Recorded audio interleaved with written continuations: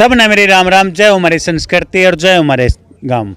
हम पहुंचे यहाँ डासा बॉर्डर पे, और डासा बॉर्डर पे जो माहौल चल रहा है पिछले 2 दिन से, झज्जर में एक जो है बीजेपी कार्यालय का शिलान्यासन करने का टाइम जो दिया था वो दिया था प्रदेश अध्यक्ष ने 10 बजे का, और 7 बजे 7:30 बजे जो है अपना प्रोग्राम पूरा करके ने चले गए। और हमारे किसान जो हैं वे पहुँचे वो 9 साढ़े 9 बजे जब तक अपना प्रोग्राम पूरा करके चले गए थे। वो वहाँ पे क्या होया वो सारी बात करा। उससे पहले हमारे साथ जो हैं विधायक जी हैं सोमवीर सांगवान जी, उन तक बात करांगे। राम राम जी। हमारे दर्शकों ने भी राम राम कर दो सारे ने। राम राम भाई। क्योंकि आपने तो देखते रहो हाँ जिस जोर शोर से किसाना के साथ लाग रहे हो। 1-2 दिन पहले जो ये होया है और 3 हमारे किसान नेताओं का नाम भी आया है इसमें, इस बारे में आप क्या कहना चाहोगे? ऐसा इसके बारे में कहने की तो कोई खास बात है ही नहीं। जब उद्घाटन करने का टाइम था उसके पास, उस टाइम तो करा नहीं लोगों का कुछ भला। अब ये सुख के 2 ईंट धरने से, सिर्फ फॉर्मेलिटी करने से जिस चीज़ की ज़रूरत थी वो तो करा नहीं। जहाँ पार्टी कार्यालय की बात बने जाए या जिस प्रकार ये आंदोलन चल रहा है, अगर किसान की बात को नहीं माना तो कार्यालय की जरूरत नहीं पड़ेगी बीजेपी को। 2024 में सुपड़ा साफ, कोई कार्यालय की जरूरत नहीं पड़ेगी। कार्यालय की जरूरत तो पड़ेगी नहीं ना, पड़ेगी की जरूरत। हालात ऐसा बन की जरूरत नहीं है। पश्चिम बंगाल में देख ले, उत्तर प्रदेश में देख लेना। मेरे ख्याल में तो काम का पैसा लगा रहे कार्यालय में, भारतीय जनता पार्टी ने पैसा नहीं लगाना चाहिए। नहीं लगाना चाहिए। हिसार में जो होया, फिर टोहाना में जो होया, उसके बाद कुछ नहीं लग रहा है कि सरकार बैक फुट पान लग रही है, हर एक बात मानने लग रही है। ऐसा सरकार ने बैक फुट पर आना ही पड़ेगा। हिंदुस्तान की 85% छोटी किसानी है जो अपने सेल्फ इंडिपेंडेंट खुद का रोज़गार करके अपने बच्चों को पाल रही है। और दुनिया के अंदर चाहे कोई भी हो, जनता के लोकतंत्र के अंदर तो सर गिने जाते हैं। लोकतंत्र के अंदर जो भाइयों की आवाज़ होती है वो सुनी जाती है। लेकिन सरकार हठ धर्मिकता कर रही है। ये सोच रही है कि भाई इनको भी वैसे ट्रका देंगे जैसे दूसरे आंदोलन इन्होंने ख़त्म कर दिए। ये किसान आंदोलन मैंने तो 6 महीने पहले भी यहीं पर कहा था कि ये आंदोलन दबेगा नहीं, ये आंदोलन औरों की तरह नहीं है। किसान ही कभी हार हुई नहीं, क्योंकि इसके साथ वो मालिक है, वो ताकत है जो दुनिया को चलाने वाले हैं। तो हार होगी कैसे? चाहे आप 1914 को लो, चौधरी अजय सिंह के नेतृत्व में किसान आंदोलन हुआ, शहीद भगत सिंह के चाचा जी थे, कामयाबी मिली। 1938 में चौधरी छोटू राम की रहनुमाई में आंदोलन हुआ, कामयाबी मिली। 88 में चौधरी महेंद्र सिंह टिकैत की रहनुमाई आंदोलन, कामयाबी मिली। और दुनिया का सबसे बड़ा आंदोलन, सबसे कामयाब आंदोलन ये चल ही रहा 7 महीने से, जिन्हें सब सौदा को हला दिया, रख दिया, सरकार को भी रख दिया, तमाम जनता को भी बता दिया, पूरे वर्ल्ड को बता दिया कि हिंदुस्तान में किसान बहुत बड़ी ताकत है। और ये भी फैसला कर दिया कि आने वाले टाइम में हिंदुस्तान में राज कौन करेगा, इसका फैसला भी किसान करेगा। लगभग 200 दिन तो ऊपर हो लिए, कल 200 दिन पूरे हो गए थे। इतना बड़ा आंदोलन विश्व स्तर पर बोला है, क्योंकि जितना इस आंदोलन की वीडियो वायरल हुए हैं वो एक विश्व रिकॉर्ड बनाया है। इतना बड़ा आंदोलन होने के बावजूद भी सरकार की तरफ से एक नरमी का रुख नहीं दिखाई दे रहा है। शुरू में 11 वार्ता हुई, उसके बाद कुछ भी एक भी कोई स्टेटमेंट नहीं आ रही, ना कृषि मंत्री की, ना सरकार की तरफ किसी कैबिनेट मंत्री की। ऐसा है, सबसे बड़ा कारण जो मैं समझता हूँ, मैं पिछले 30 साल से राजनीति में 3 इलेक्शन लड़े हैं, खाप का प्रधान हूँ, किसान का बेटा हूँ, किसान घर में पैदा हुआ। सबसे बड़ी प्रॉब्लम क्या हो रही है, समाधान भी हो सकता है और हो जाना चाहिए था, क्यों नहीं हो रहा? कि मोदी जी को कहने की किसी की हिम्मत नहीं है। मोदी जी का एक छत्र राज बीजेपी सरकार के अंदर सारा all in all one man show था। दूसरा आदमी को कहने की हिम्मत नहीं। जितने मंत्री संतरी जो बाहर बैठे हैं उनको डर लगता है कि भाई मैं ये कह देना दूँ। ये लोकतंत्र के अंदर आवाज़ बुलंद करनी पड़ती है। और अब वो टाइम आ गया, आप देख लेना, थोड़ा दिन और देख लें। अब ऑटोमेटिक जब हालात परिस्थिति रंग बदलती है तो अपना आप सारा सिस्टम आवाज़ ही बुलंद करने वाले होंगे।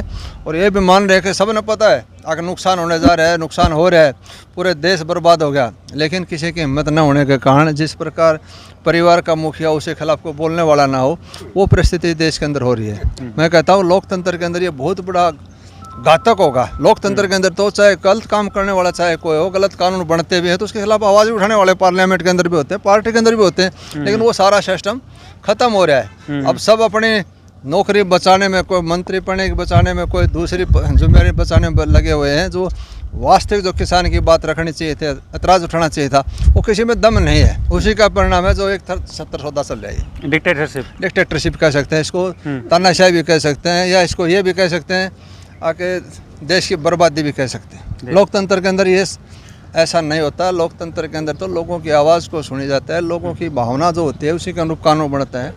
ये कानून बना, लोग एतराज़ कर रहे हैं इसके अंदर।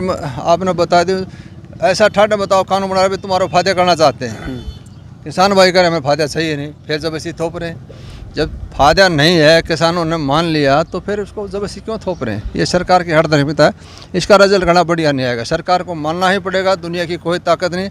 मैं एफिडेविट भी दे सकता हूँ कोर्ट के अंदर, ये आंदोलन कभी ख़त्म हो ही नहीं गा। सिर्फ एक ही समाधान है, किसान की बात को मानना पड़ेगा, तीनों कानून वापस करने ही पड़ेंगे, इसके अलावा कोई इलाज ही नहीं, इसका इलाज ही नहीं है।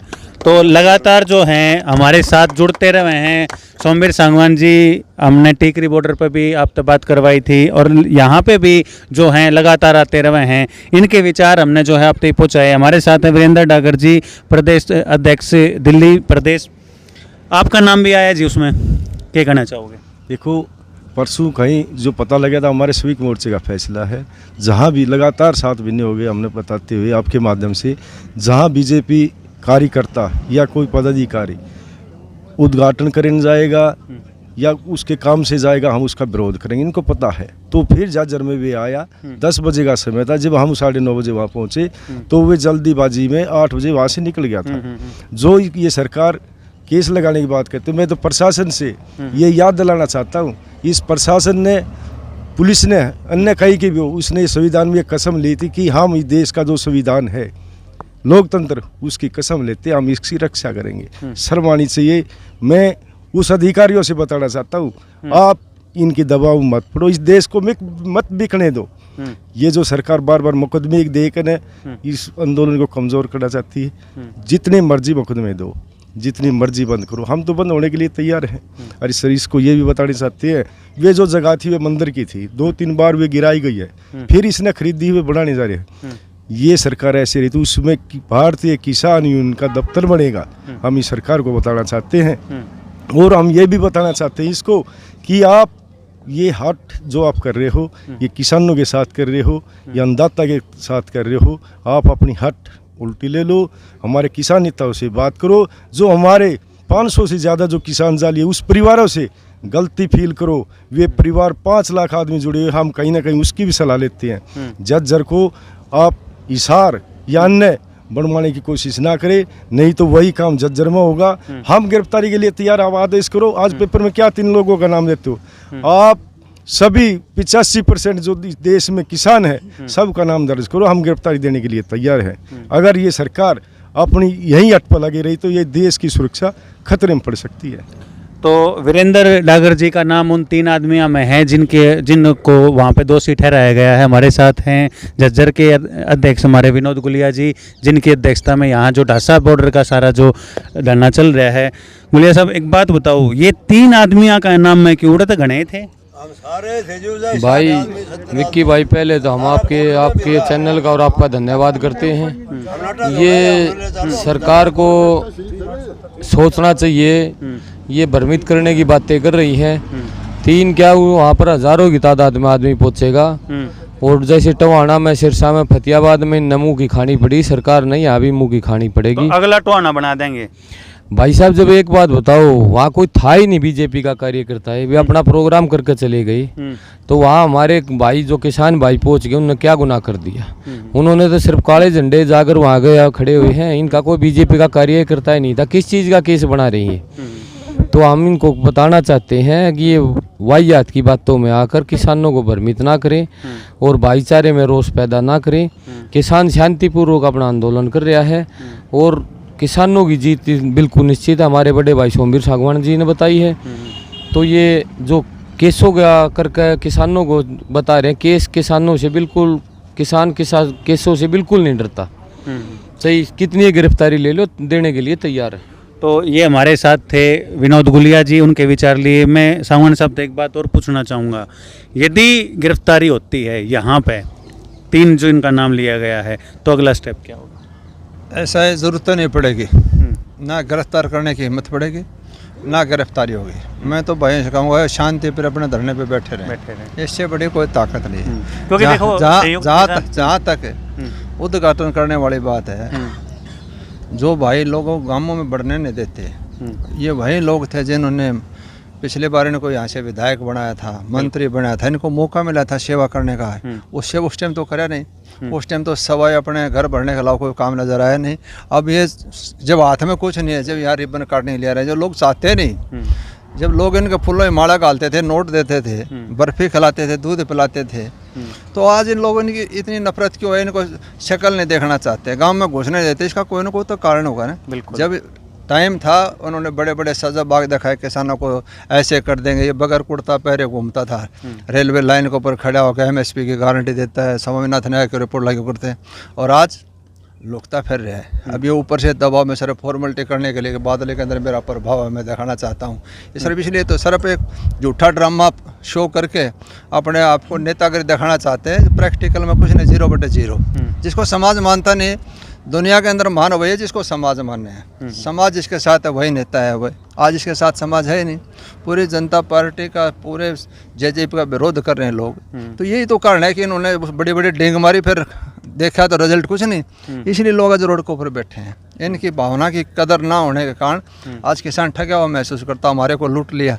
जिस प्रकार बच्चा पतंग उड़ाता है, डोर टूट जाती है, दोबारा पतंग हाथ नहीं आता, ये मौका हाथ से निकल गया। लोगों में पछतावा करें क्या? अभी तो वोट पड़ेंगे जब पता चलेगा। ये ड्राम दर्द की गुंजाइश नहीं बचाई, मैं गारंटी देना चाहता हूँ। बिल्कुल बिल्कुल। तो यहाँ डासा बॉर्डर से लगातार किसानों की आवाज़ आप तक पहुँचाते रहा। हाँ, आज भी पहुँचाई। हमारे साथ विधायक जी थे, हमारे साथ दिल्ली प्रदेश अध्यक्ष झज्जर के हमारे अध्यक्ष, और हमारी माताएं, बहनें और भी जितने किसान अन्नदाता हैं, सबसे बात मैं नहीं करवा पाऊँगा, काफ़ी जो समय का अभाव है।